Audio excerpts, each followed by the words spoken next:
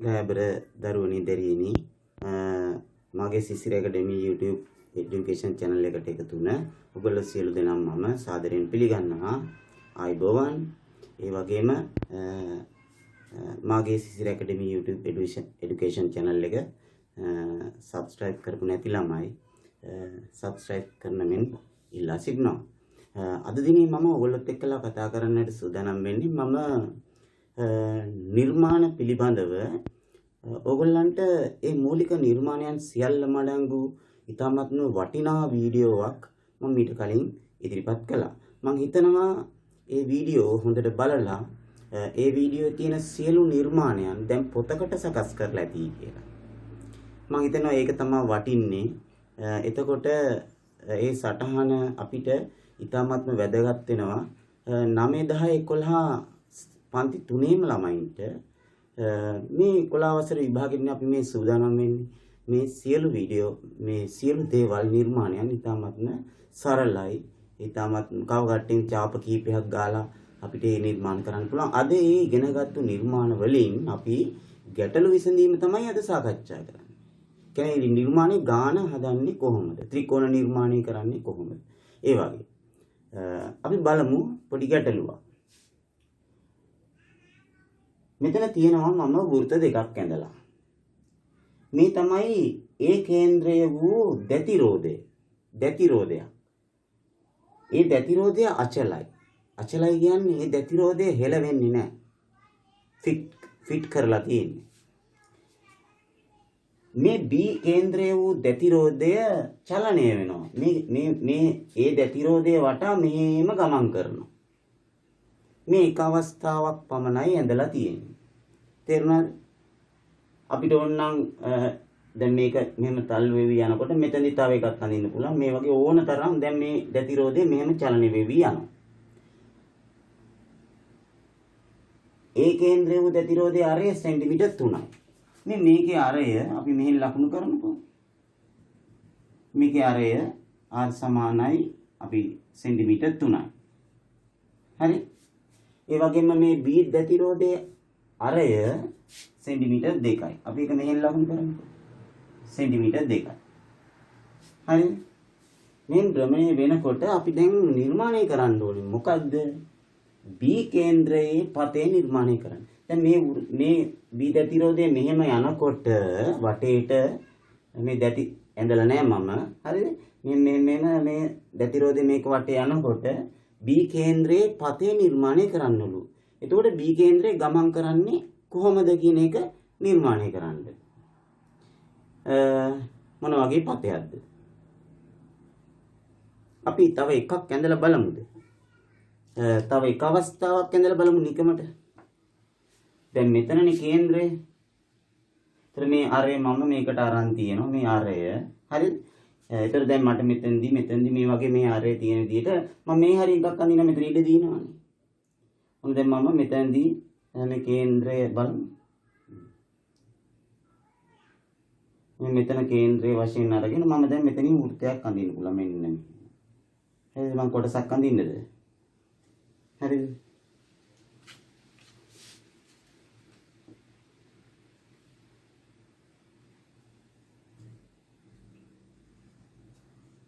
මේ තියෙන තව අවස්ථාවක්. මේ අවස්ථාවේ කේන්ද්‍රය මෙතන. හරිද? B කේන්ද්‍රය දැන් මෙතන. ඔහොමම අපිට පුළුවන් මේක වටේට මේක ගමන් කරනවා. මෙහෙම ගමන් කරගෙන යන ගමන් මේක තැනක් තමයි මෙතෙන් B. ඒතර මේ B ගමන් කරන්නේ දැන් මෙතන. දැන් ඉස්සෙල්ලා තිබිලා තියෙන්නේ මේ හරියනේ. ඔන්න ඔහොම. ඒතර මේ B කේන්ද්‍රයේ පතේ මොකද්ද? හිතන්න පුළුවන්ද? දැන් බලන්න මේ දුර කීයද මට කියන්න. ඉතින්ලා මෙතනට දුර කීයද? මේ දුර කීයද?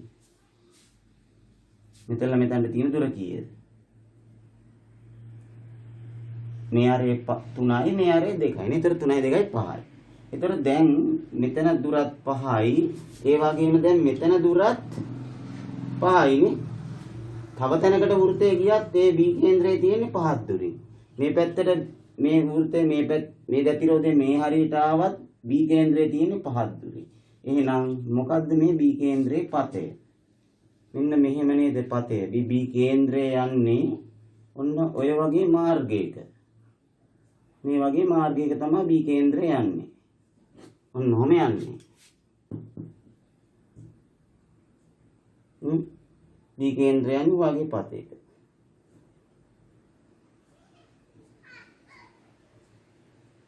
වගේ පතේ. එහෙනම් මොකද්ද මේ B කේන්ද්‍රයේ පතේ? මේ වගේ මේ කේන්ද්‍රය මෙහෙම ගමන් කරනවා. ඔය විදිහට ගමන් කරනවා B කේන්ද්‍රය. එතන මේ අපි දැන් නිර්මාණය කරේ මොකද්ද? B කේන්ද්‍රයේ පතේ. හරිද? එතකොට මේ පතේ විස්තර කරනකොට වෘත්තාකාර පතයක්නේ. එතෙන්දි කේන්ද්‍රය මොකද්ද කියලා කියවෙන්නත් ඕනේ. අරය මොකද්ද කියලා කියවෙන්නත් ඕනේ. එහෙනම් මොකද්ද උත්තරේ? B කේන්ද්‍රයේ පතය අපි ලියුවොත් B කේන්ද්‍රයේ පතය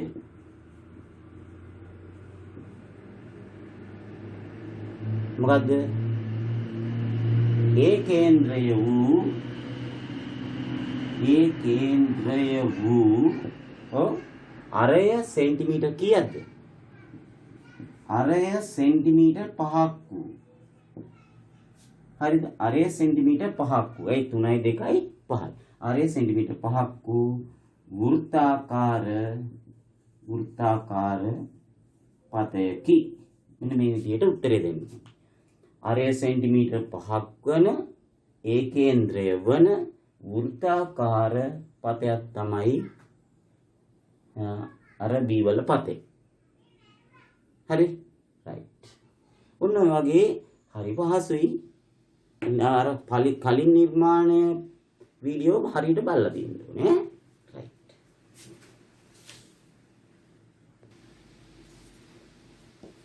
හොඳයි අපි බලමු. අපිට කියනවා AB කියන්නේ සෙන්ටිමීටර් 7ක් දිග රේඛාවක්. ඉස්සෙල්ලා මේක නිර්මාණය කරන්න. අපි ඉස්සෙල්ලා ඒක කරලා එමුකෝ. සෙන්ටිමීටර් 7ක් දිග රේඛාවක් මම මෙතන මගේ කෝදුව මම සකස් කරගෙන තියෙනවා. ඔයගලන්ට පුළුවන් අඩි කෝදුවෙන් සෙන්ටිමීටර් 7 ගන්න. මම දැන් සෙන්ටිමීටර් 7ක් ගන්නවා.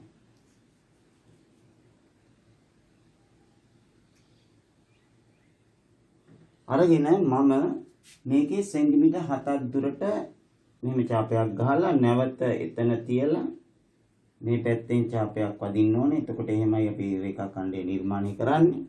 එතකොට මේ තියෙන්නේ මගේ සෙන්ටිමීටර් 7ක් දිග රේඛාව. හරි? මේ A මේ B. මේක සෙන්ටිමීටර් 7යි. දැන් මට අවශ්‍යයි මේ රේඛාව සමාන කොටස් 3කට බෙදන්න. දැන් 4කට බෙදන්න කිව්වේ නෑ මම. 4කට බෙදන්න කිව්වනම් මම AB වල ලම්බ සමච්ඡේදකය නිර්මාණය කරලා ඊට පස්සේ මැද හොයාගන්න. ඊට පස්සේ ආපහු A2 ලම්බ සමච්ඡේදකය හොයලා මේ පැත්තේ ලම්බ සමච්ඡේදකය හොයලා 4ට බෙදා ගන්න පුළුවන්. මම දැන් කියනවා 3කට බෙදාන්න ඕනේ මේක. නිර්මාණයක් කරලා. කොහොමද මේක කරන්නේ? 3කට නෙමෙයි. අපිට ඕනම ප්‍රමාණයකට මේක මේ විදිහට කරන්න පුළුවන්. අපි ඉස්සෙල්ලම කරන්නේ මට කැමති කෝණයක් අරගෙන මෙතනින් මම රේඛාවක් ඇඳ ගන්නවා දිග රේඛාව. මම ඉස්සෙල්ලා ඒක අඳින්නද? මේ විදිහට. ඒ ලක්ෂ්‍යය හරහා යන්න මම මේ කැමති කෝණයක් අරගෙන මෙන්න මේ විදිහට රේඛාවක් අඳිනවා.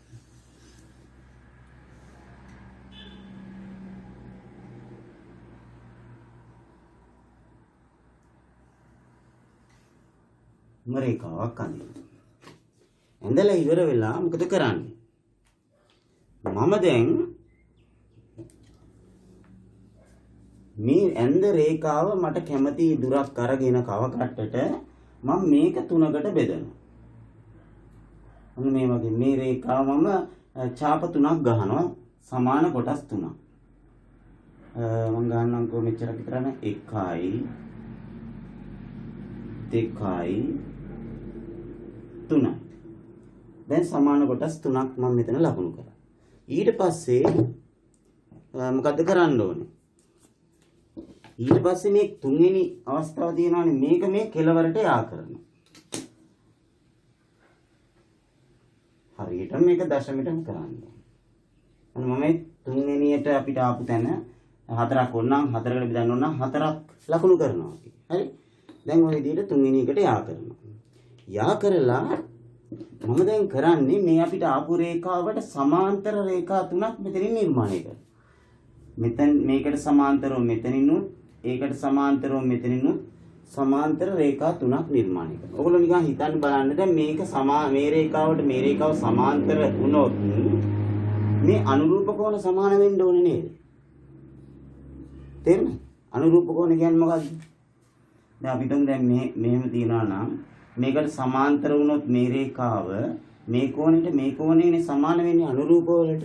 අනුරූප කෝණයට මේක සමාන්තර වුණොත් එහෙනම් මම කරන්නේ මේ කෝණය මෙන්න මේ තැන් දෙකෙන් පිටපත් කිරීමක් කරනවා. එතකොට කෝණය පිටපත් කිරීම මම ඔයගොල්ලන්ට ඉගෙනුවානේ. ඒ පළවෙනි වීඩියෝවේ මම දැන් කරන්නේ මේ කෝණය පිටපත් කරනවා. තමන්ට කැමති අරයක් අරගෙන මෙතන තියලා මම මෙහෙම ඡාපයක් ගන්නවා. ඊට පස්සේ ඒ අරයෙන්ම මෙතනිනුත් ඡාපයක් ගන්නවා.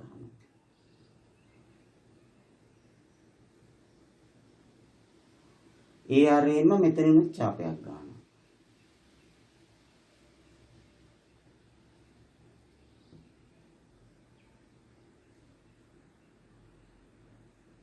හරි ගහලා ඉවරලා දැන් මේ කෝණයනේ මෙතන පිටපත් වෙන්න ඕනේ මේ තැන් තුනේ. දැන් මම ගන්න ඕනේ දැන් මේ ඡාපේ පළල ගන්න ඕනේ හරියටම. කව කට්ටට ගන්න ඕනේ. මේ ඡාපේ පළල මේ මෙච්චරයි මේකේ. ඒ පළල අරන් මේ ඡාපේ පළලත් ඒ පළලම ලකුණු කරනවා. මේ ඡාපේ පළලත් ඒ පළලම ලකුණු කරනවා. ඔය විදිහට ලකුණු කරනවා. දැන් එතකොට මට පුළුවන් සමාන්තර රේඛා තුන නිර්මාණය කරන්න. මොකද්ද? දැන් මේ අපිට ආපු මෙතනනේ ඉස්සලා මේ ලක්ෂයට යා කරනවා.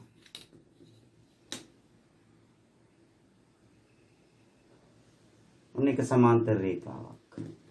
හරිද? ඊළඟට මේ ලක්ෂය මේකට යා කරනවා. මෙන්න අනිත් සමාන්තර රේඛාව. එතන මේ සමාන්තර රේඛා තුන ඇඳහම මේ අපි නිර්මාණය කරේ සමාන්තර රේඛා තුනක්. හරිද? ඒ කියන්නේ දැන් අපිට මේ රේඛාව හරියටම තුනකට බෙදිලා. මේ පාදයයි සමානව බෙදිලා තියෙනවා තුනකට. පැහැදිලි නේද කාරණේ? දැන් මට මේක හතරකට බෙදන්න ඕන නම් සමාන කොටස් හතරක් ලකුණු කරලා ඒ මුල්ල තමයි මෙතනට යා කරන්නේ. ඊට පස්සේ එතන හැදෙන කෝණය තමයි අර තැන් වලින් පිටපත් කරන්නේ. අනුරූප කෝණ පිටපත් කිරීමක් කරනවා. මේ රේඛාව එතකොට තුනකට බෙදෙනවා. පැහැදිලිද? රයිට්. එහෙනම් මට ඕනනම් 10කට උනත් බෙදා ගන්න පුළුවන් මේ රේඛාව. නිකන් හිතන්නකෝ දැන් මේ 7 3ෙන් බෙදුවොත් කීයද? 4 3 2යි 6 එකක් ඉතුරුයි. 10ට 3 3යි 9 එකක් ඉතුරුයි. ආයෙත් 10ට 3 3යි 9 එකක් ඉතුරුයි. ආයෙත් 10ට 3 3 ඔය විදිහට ඔහොම මේ වගේ දශමයක් අපිට අඩිකෝදුවෙන් හරියට මනින්න බෑනේ. එක දශම ස්ථානයකට නම් හරියට මැනත හැකියි නේ. නමුත් මේ දිග හරියටම දැන් මෙතන තියෙනවා. නිර්මාණය කරේ අපි. මේ කියන දිග හරියටම මෙතන තියෙනවා. ඒකයි අපි නිර්මාණ පුරුදු වෙන්න ඕනේ.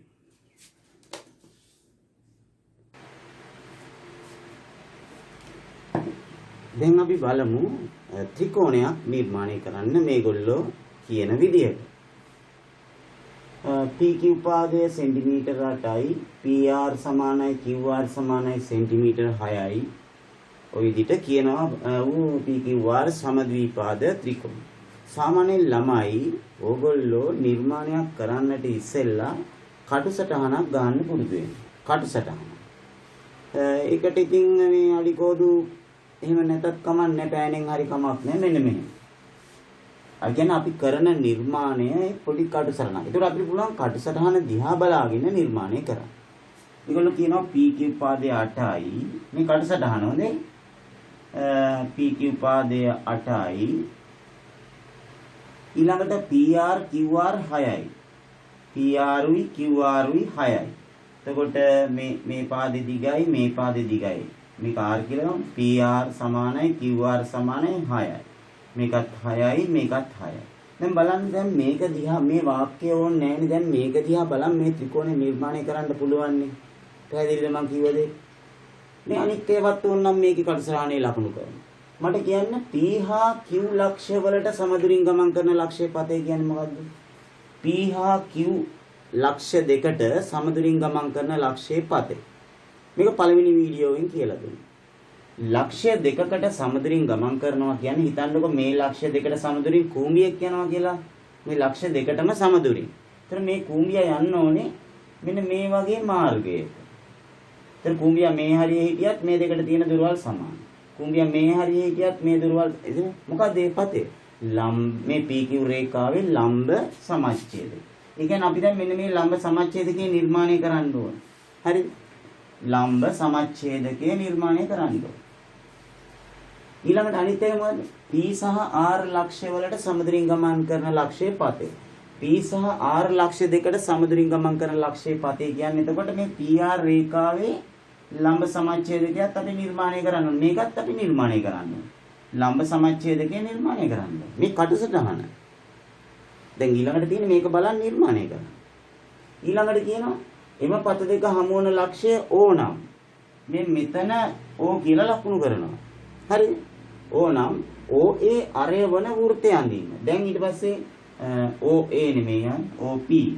OP අරය වන වෘත්තය අඳින්න. ඒ කියන්නේ O වල ඉඳන් P ට O වල කව කට්ටේ තුඩ තියලා P පිටට පැන්සල් තුඩ තියලා වෘත්තයක් අඳින්න. ඊට පස්සේ එකට කියන නමත් අපෙන් අහනවා. ඒතර දැන් මට ඇත්තටම මේ කිසිම මේ පහම දැන් මට වැඩක් නැහැ. මට පුළුවන් මේක දිහා බලන්න නිර්මාණය කරන්න. මොකද මේ කාරණා සියල්ලම දැන් මේකේ මම කටසටහනේ ලකුණු කරලා තියෙනවා. හරි? මම දැන් මේක මකනවා. හරි? මේ ටික මකනවා. මට ඉඩ ගන්න ඕනේ. මම කටසටහන දිහා බලාගෙන නිර්මාණය කරනවා.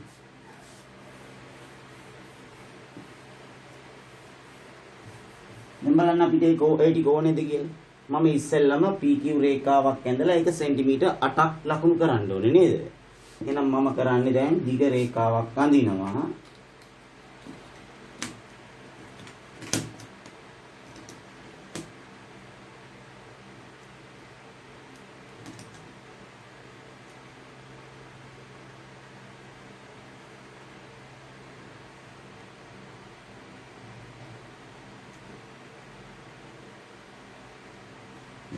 මම මගේ කෝදුවෙන් ගන්නවා දැන් මගේ කෝදුව මේකනේ මම මේකෙන් ගන්නවා සෙන්ටිමීටර් 8ක්.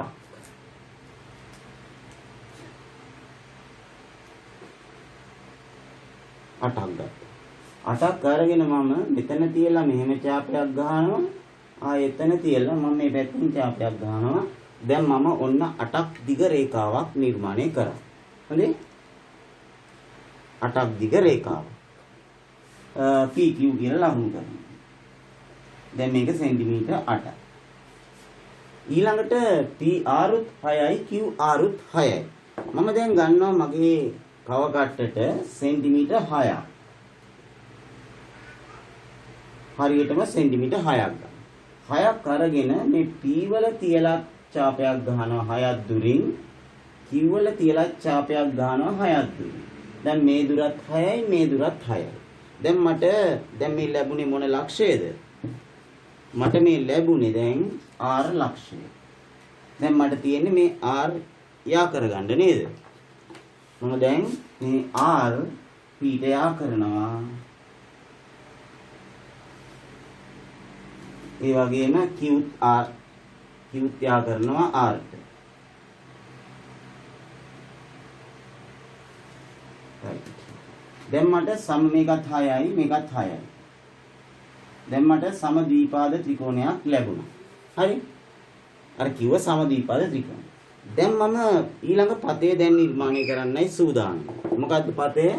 P-ට සහ Q-ට සමදුරින් ගමන් කරන පතේ. පළවෙනි වීඩියෝවෙන් මම මේක කියලා දුන්නා. මේකේ ලම්බ සමච්ඡේදකය නිර්මාණය කරන්නේ කොහොමද?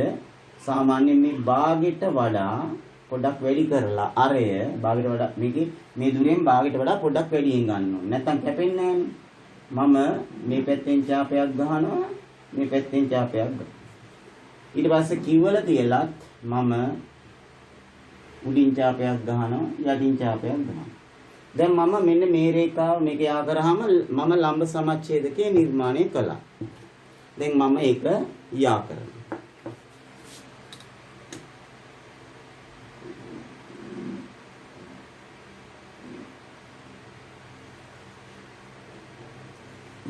ඊළඟට මොකක්ද ඊළඟට කරන්න ඕනේ මම? PR කියන ලක්ෂ දෙකට සමදුරින් ගමන් කරන ලක්ෂයේ පතය එනම් මේ පාදයේ ලම්බ සමච්ඡේදනය කරන්න. P වල ඉඳලා සහ R වල ඉඳලා මම දැන් ඡාප ගහනවා මේ විදිහට කැමති ආරයක් අරගෙන ඒකෙත් භාගයට වඩා වැඩියෙන් ගන්න ඕනේ. භාගයට වඩා ටිකක් වැඩි කරලා ගන්න ඕනේ. මම මේ හරියින් ඡාපයක් මේකෙන් මේ පැත්තේ ගහනවා. ඒ වගේම මේ R වල තියලා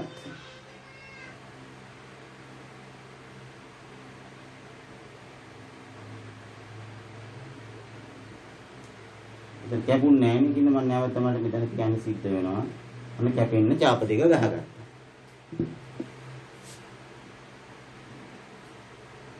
right. දැන් මම යා කරනවා ඒ ලම්බ සමච්ඡේදකය. ඒ ලම්බ සමච්ඡේදකයත් යා කරනවා.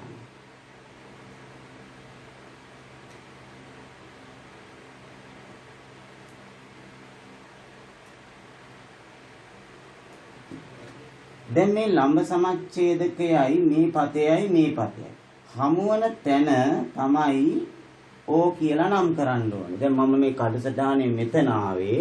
දැන් මේ මෙතන තමයි ආවේ. ඉතින් මම එතනට O කියලා දාගන්න ඕනේ. හරි අරක කඩසටහනේ. ඒ යන්නේ. right. දැන් ඊළඟට මොකද්ද කියන්නේ? O කේන්ද්‍රයේ ලෙසද OP අරය ලෙසදගෙන වෘත්තය අඳින්නද?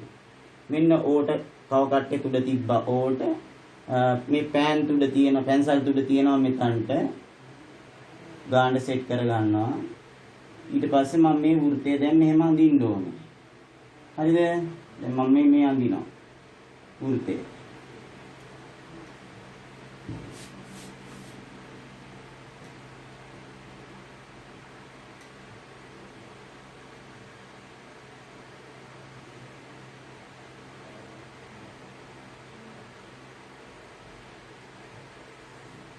කොහොම අඳිනවා. දැන් මම මේ දුර අරේ වශයෙන් අරගෙන තමයි වෘත්තය ඇඳේ. ඔයගොල්ලන්ට පේනවද විශේෂ දෙයක් වුණා? මොකද්ද? P හරහා විතරක් නෙමෙයි මේක. Q R හරහා ගියා, Q හරහා ගියා. හරිද? අපි මේ නිර්මාණය එහෙම කරාම. මොකද්ද කරේ? ත්‍රිකෝණේ එක පාදයක් ලම්බ සමච්ඡේදනය කරා, තවත් පාදයක් ලම්බ සමච්ඡේදනය කරා. එතන කේන්ද්‍රය කියලා ගත්තා. ඊට පස්සේ මේ OP දුර අරේ වශයෙන් අරන් වෘත්තයෙන් දාම ඒක R හරහා ගියා. Q හරහා ගියා. එහෙනම් අවසාන කොටස මතකද මොකක්ද ඇහුවේ කියලා? එහෙනම් මේ වෘත්තයට කියන නම මොකක්ද කියලා ඇහුවා. මොකක්ද මේ වෘත්තයට කියන නම? අපි කියනවා මේ PQR ත්‍රිකෝණේ මොන වෘත්තයේද? පරිවෘත්තය. PQR ත්‍රිකෝණේ පරිවෘත්තය කියලා කියනවා. ශීර්ෂ තුන හරහා යන වෘත්තය තමයි අපි මේ නිර්මාණය කළේ. මොකද්ද? පරිවෘත්තය. සාමාන්‍යයෙන් පරිවෘත්තයක කේන්ද්‍රයට නමක් කියනවා. පරිවෘත්තයේ කේන්ද්‍රයට කියන නම මොකද්ද? පරිකේන්ද්‍රය. තේරෙනවද? පරිවෘත්තයේ කේන්ද්‍රයට කියන නම පරිකේන්ද්‍රය. දැන් ඕගොල්ලන්ට දැන් තේරෙනව නේද මේක කරේ පොඩි නිර්මාණයන් ටිකක් ඒ ටික ඔක්කොම තිබ්බ නේද මගේ පළවෙනි වීඩියෝවේ? හරි. ඒක හොඳට අධ්‍යයනය කරන්න ඕනේ. හොඳේ? රයිට්. අපි තව ගානක් නිර්මාණය කරමු.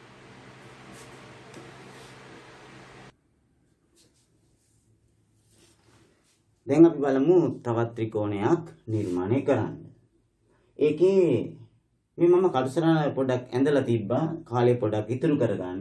XY කටුසටහනේ 5ක් ලකුණු කරා.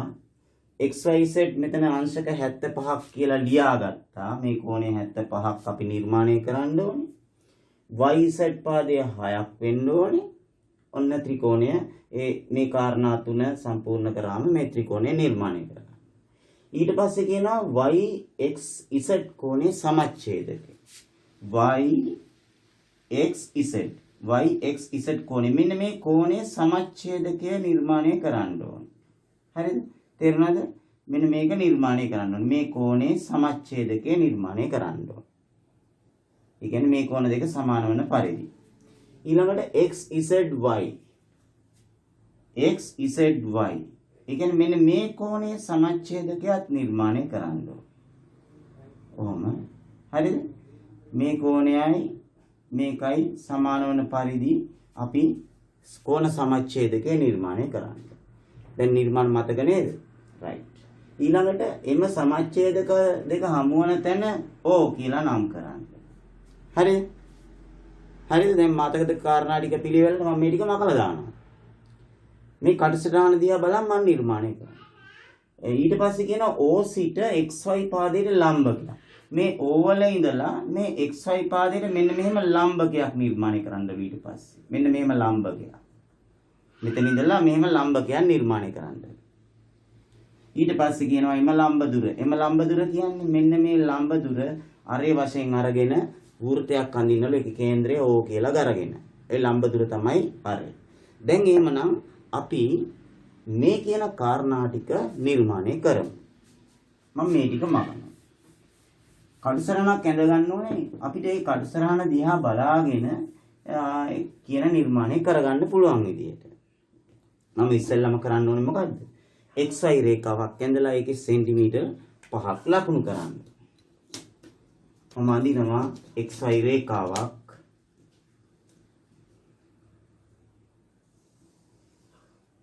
මේකේ සෙන්ටිමීටර් 5ක් ලකුණු කරන්න ඕනේ.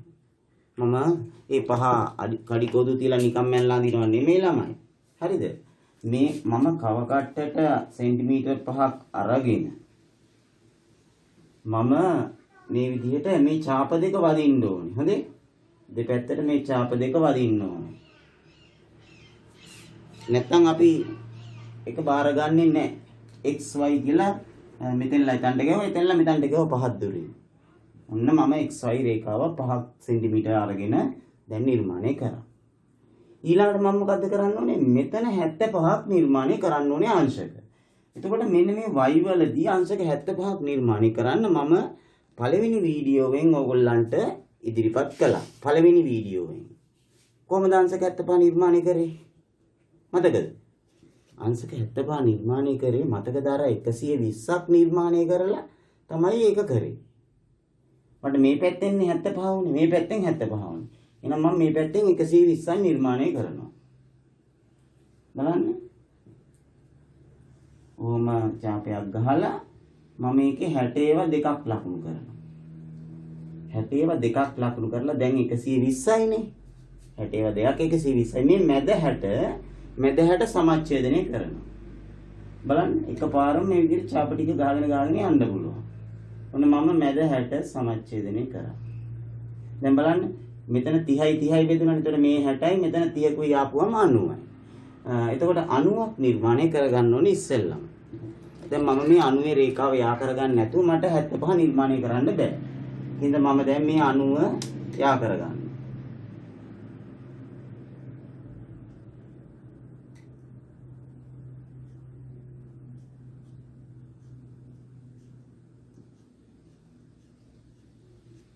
තදීරකින් යා කරත් කමන්නේ. මම කඩේරකින් යා කරගත්තේ මට මෙන්න මේ 90 කැපෙන තැන තමයි මට ඕනේ. මේ මෙතන මේ ඡාපේ කැපෙන තැන මම එතන මට අවශ්‍ය වෙනවා. දැන් ඊළඟට දැන් මෙතන 30යිනේ. දැන් මම මේ 30 සමච්ඡේදනය කරනවා මේ පැත්තේ 30. එතකොට 60කුයි 15කුයි ආපුවම 75 හරිනේ. මම දැන් මෙන්න මේ 30 සමච්ඡේදනය කරනවා.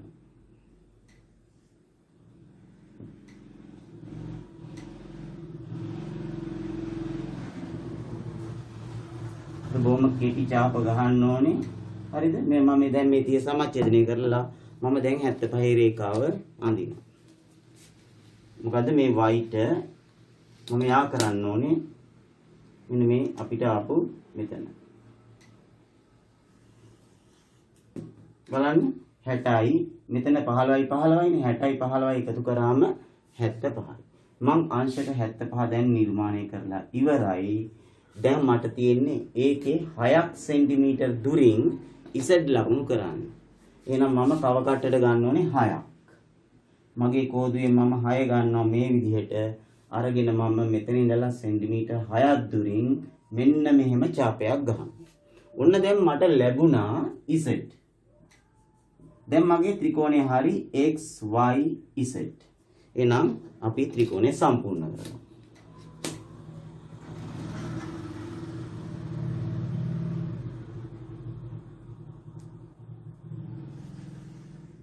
මෙන්න අපේ ත්‍රිකෝණය x y z. ඊළඟට මොකද්ද කියන්නේ? දැන් මට තියෙනවා කාරණා දෙකක් කරන්න. මොකද්ද? මෙතන x කෝණයත් සමච්ඡේදනය කරන්න ඕනේ, z කෝණයත් සමච්ඡේදනය කරන්න ඕනේ. ඒතර කෝණ සමච්ඡේදකේ මම කවද්ද කියන්නේ? පළවෙනි වීඩියෝ වෙන්නේ. කලින් වීඩියෝ. ඒකයි මම කිව්ව එක බලලා තියෙන්න ඕනේ. දැන් මම මේ x කෝණය සමච්ඡේදනය කරනවා. මතකය බලාගමු. මම මෙතන ඉඳලා කැමති ආරයක් අරන් ඡාපයක් ගහලා ඊට පස්සේ මම පොඩක් දික් කරලා මේ හරිය ඡාප අඩු කරගන්න ඕනේ. හරි. ඊට පස්සේ මෙතන ඉඳලා මේ ඈතින් උනාට කමක් නැහැ හොඳේ. පොඩක් එළියෙන් උනාට කමක් නැහැ.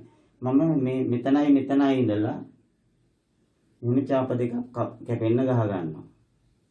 එතකොට ඊට පස්සේ මම මෙන්න මේ මෙතනට ආ කර ගන්නවා x මුල්ලට. මෙතන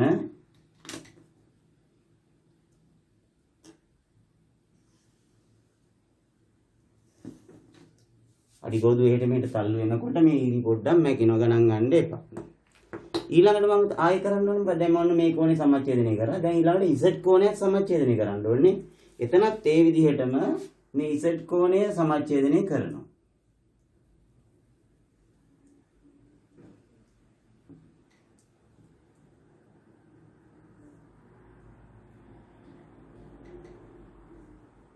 මෙතන මට කැපුණේ මම දැන් z කෝණය ඒක සමච්ඡේදනය කරන්නේ මෙතනට මම යා කරනවා z ලක්ෂය. දැන් එන්න බලන්න මේ කෝණයක් සමච්ඡේදනය වුණා මේ කෝණයක් සමච්ඡේදනය වුණා. දැන් එතකොට මෙන්න මෙතන තමයි ඔය කියන මොකද්ද? කේන්ද්‍රය. ඕ ලකුණු කරන්න ඕනේ මෙතන. බලන්න නිර්මාණ ගොඩක් තියෙනවානේ. මම එක රූපයකට අරගත්තා ගොඩාක් නිර්මාණ. ඊළඟට මට කියනවා මොකද්ද කිව්වේ මතකද? මෙතන ඉඳලා මේ ඕවල ඉඳලා මේ xy රේඛාවට ලම්බකයන් නිර්මාණය කරන්න කිව්වා. ඒ කියන්නේ අර මතකද මේ රේඛාවකට මේ බාහිර ලක්ෂයක ඉඳලා ලම්බකයන් නිර්මාණය කරපු හැටි. ඒක කරන්න කිව්වා. ඊට පස්සේ මෙන්න මේ ලම්බ දුර අරේ වශයෙන් අරගෙන වෘත්තයක් හඳින්න කිව්වා. දැන් මේක මතකද කියන්නකෝ. ඔක්කොටම ඉස්සෙල්ලා මේ බාහිර ලක්ෂයක ඉඳලා මේ රේඛාවකට ලම්බකයක් නිර්මාණය කරන්නේ කොහොමද? මෙතන ඉඳලා අපි මොකද කරන්නේ? මේ වගේ ඡාපයක් ගහනවානේ. ඊට පස්සේ මෙතනයි ඉඳලා මේ පැත්තෙන් ඡාප දෙකක් ගහනවා. මෙතන ඉඳලා එක ඡාපයකුයි මෙතන ඉඳලා එක ඡාපයකුයි ගහලා ඒක මෙතනට යා කරනවා. එහෙනම් මම ඒ නිර්මාණය දැන් මේ O වල ඉඳලා xy ට කරනවා. හරිද? O වල ඉඳලා xy ට. බලන්න. O වල ඉඳලා මෙන්න මෙහෙම ඡාපයක් ගහනවා. ගහලා ඒ කැපිච්ච තැන් දෙක තියෙනවානේ. මේ කැපිච්ච තැන් දෙකේ ඉඳලා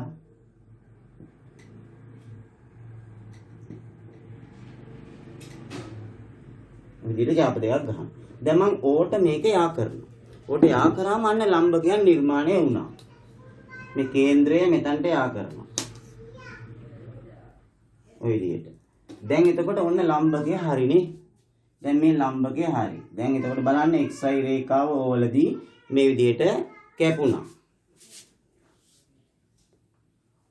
ඊට පස්සේ මොකද කරන්නේ? ඊට පස්සේ දැන් මේ ලම්බකයන් නිර්මාණය කරන්නේ අපි. ඊට පස්සේ මේ ලම්බ දුරාරයේ වශයෙන් අරගෙන වෘත්තයක් අඳින්න ඕනේ. දැන් මේකේ ඡාප ගොඩාක් තියෙනවානේ. ඉතින් අපි විභාගයේ O level ගානේදී මේ වගේ නිර්මාණ ගණනාවක් කරන්න වෙනවා එකම රූපයක් ඇතුලේ. දැන් මට පුළුවනි මේ O කේන්ද්‍රය ලෙසගෙන මෙන්න මේ ලම්බ දුර හරියටම ගන්න ඕනේ. මෙතන ඉඳලා මෙතනට තියෙන දුර. මෙතන ඉඳලා මෙතනට තියෙන දුර හරියටම කවකටට අරගෙන අපිට කියනවා වෘත්තයක් අඳින්නලු මෙන්න මෙහෙම. වෘත්තයක් අඳින්නලු.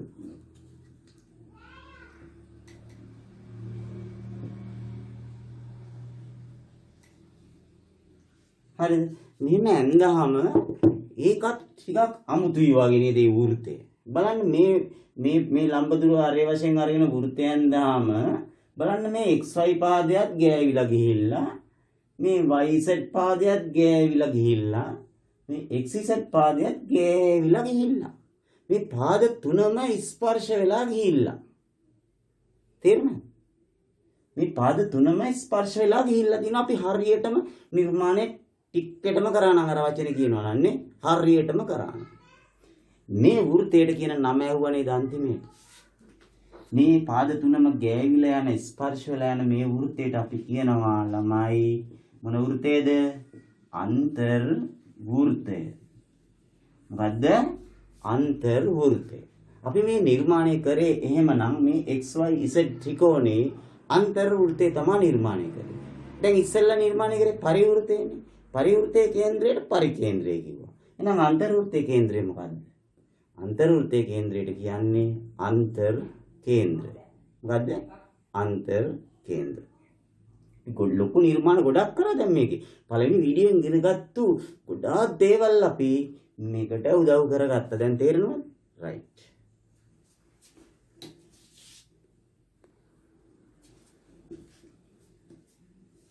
අපි බලමු දැන් සමාන්තරාශ්‍රයන් නිර්මාණය කරන්න මේගොල්ලෝ කියන විදිහට.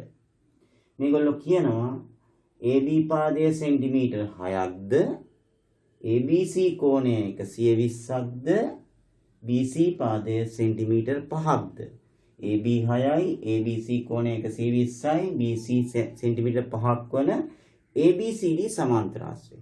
සාමාන්‍යයෙන් සමාන්තරාශ්‍රයක හැඩය ඔයගොල්ලෝ දන්නවනේ. ඒ සාමාන්‍ය අකුරු නම් කරනකොටත් එකම විදියට එක වාමාවර්තව හෝ දක්ෂිණාවර්තව අකුරු හතර නම් වෙනවා. A B C D එහෙනම් D තියෙනවනේ මේ පැත්තේනේ. අපි මේ D හොයා ගන්න ඕනේ. මේ D හොයාගත්තා නම් අපි කොතනද තියෙන්නේ කියලා හරියටම වැඩේ හරි. දැන් D හොයාගත්ත ගමන් සමාන්තරාශ්‍රය සම්පූර්ණ වෙනවා. චූටි වැඩක් තියෙන්නේ. එහෙනම් අපි ඒ කාරණය කරලා බලමු. දැන් D හොයාගන්න එක තමයි ප්‍රශ්නය.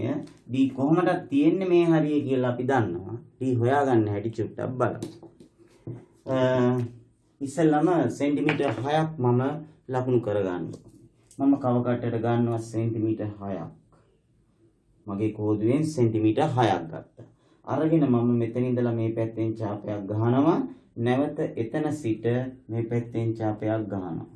ඔන්න විදියට ඡාප දෙක ගහලා මම දැන් ලකුණු කරේ මොකද්ද? AB.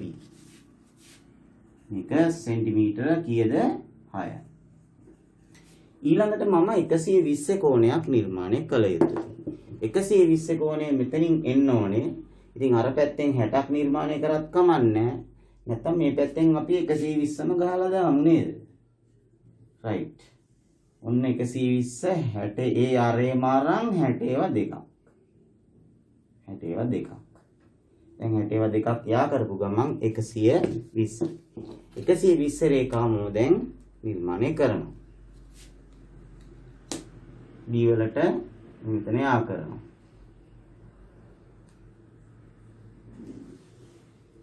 මම ටිකක් දිගට ගහගත්තේ මොකද ඒකේ මට සෙන්ටිමීටර් 5ක් ලකුණු කරගන්න ඕනේ. සෝරි. සෙන්ටිමීටර් 5ක් ගමු. සෙන්ටිමීටර් 5ක්. ඉස්සෙල්ලා 6ක්ද ගත්තේ. ඔව් දැන් 5ක් ගන්න දෙපේ. 5ක්. සෙන්ටිමීටර් 5ක් දුරින් මම ඡාපයක් ගන්නවා. මෙතනින් එන්නේ හනේ. ගානට ආවනේ. හරි. මේ ලක්ෂය මොකක්ද එතකොට? C. දැන් C හරි. ABC හරි. එතන මේ කෝණය 120ත් හරි. මේක අපි සෙන්ටිමීටර් 5කුත් ගත්තා. ඔක්කොම හරි. දැන් D හොයන්නනේ ප්‍රශ්නේ. දැන් අපි සමාන්තරාශ්‍රයක දැනුම පාවිච්චි කරමු. මම මෙතන සමාන්තරාශ්‍රයක් අඳින්නම්කෝ. මොකද සමාන්තරාශ්‍රයක ලක්ෂණ? මේ පාදයේ මම 6නේ ගත්තේ. එහෙනම් මේකත් 6 වෙන්න ඕනේ නේද? ඈ මේවා සමාන්තර වෙන්නත් ඕනේ. මේකත් සමාන්තර වෙන්න ඕනේ. මේ පාදයේ 5නේ ගත්තේ මේකත් 5ක් වෙන්න ඕනේ නේද? කියන්නේ සම්මුඛ පාද සමානයිනේ.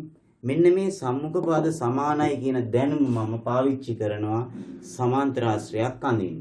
එහෙනම් මම නැවත වතාවක් මේ ABට ගත්තු 6 ගන්නවා. කව කට නැත්නම් මෙතන අපි අඩි කෝදුවෙන් 6ක් ගන්නවා.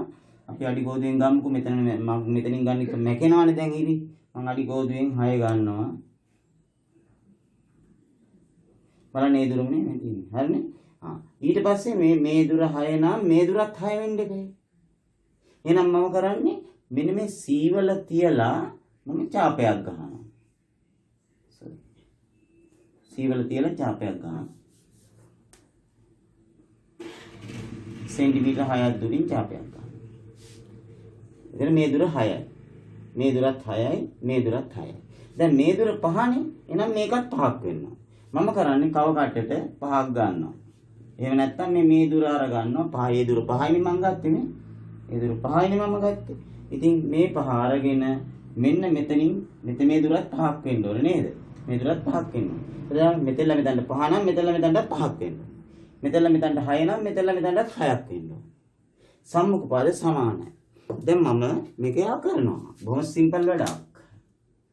මේක මෙතනට යා කරනවා.